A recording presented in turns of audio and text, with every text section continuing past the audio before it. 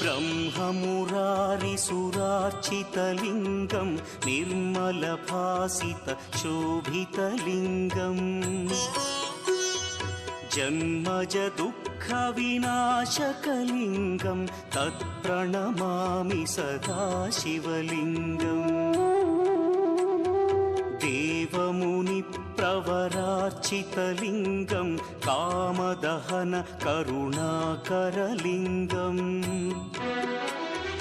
रावणदर्पविनाशकलिङ्गं तत्प्रणमामि सदा शिवलिङ्गम्